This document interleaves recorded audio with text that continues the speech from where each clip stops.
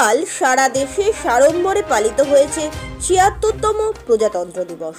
সার্বভৌম সমাজতান্ত্রিক ধর্মনিরপেক্ষ গণতান্ত্রিক সাধারণতন্ত্র ভারতে ১৯৫০ সালের ২৬শে জানুয়ারি সংবিধানের জনক ডক্টর বি.আর. আম্বেদকরের হাত ধরে জন্ম হয় সংবিধানের। আর তারপর থেকেই সারা দেশে ২৬শে জানুয়ারি সাড়ম্বরে পালিত হয় প্রজাতন্ত্র দিবস হিসেবে।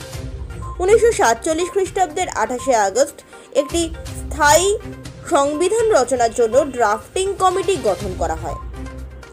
এই কমিটির চেয়ারম্যান ছিলেন ভীমরাও রামজি আম্বেদকর। ৪ নভেম্বর ১৯৪৭ দিনটিতে কমিটি একটি খসড়া সংবিধান প্রস্তুত করে গণপরিষদে জমা দেয়। চূড়ান্তভাবে সংবিধান গৃহীত হওয়ার আগে ২ বছর ১১ মাস ১৮ দিন ব্যাপী সময় গণপরিষদ এই খসড়া সংবিধান আলোচনার জন্য ১৬৬ বার অধিবেশন ডাকে। এই সমস্ত অধিবেশনে জনসাধারণের প্রবেশের কোনো অধিকার ছিল না।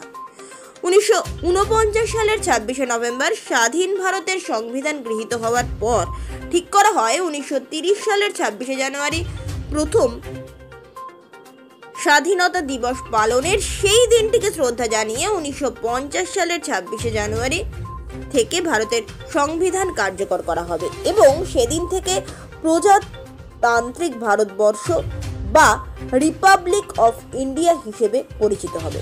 বহু বিতর্ক ও কিছু সংশোধনের পর ১৯৫০ সালের ২৪শে জানুয়ারি গণপরিষদের ২৮৪ জন সদস্য চূড়ান্ত সংবিধানের হাতে লেখা দুটি নথি, একটি ইংরেজিতে ও অপরটি হিন্দিতে স্বাক্ষর করেন। এর দুদিন পর সারা দেশব্যাপী এই সংবিধান কার্যকর করা হয়। গতকাল ২৬শে জানুয়ারি উপলক্ষে ভবানীপুরের ফ্রেন্ডস অফ ভবানীপুর ক্লাবের আয়োজনে মাননীয় শুভঙ্কর রায়চৌধুরীর তত্ত্বাবধানে ও ডেইলি ডোজ মেডিসিন হাবের সহায়তায় বিনামূল্যে স্বাস্থ্য পরীক্ষার আয়োজন করা হয়।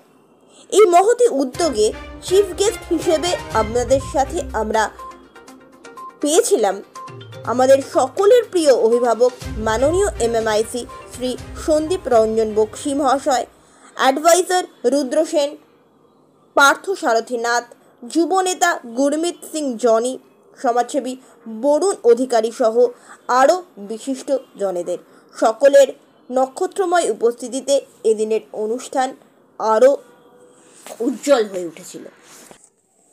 Bureau report.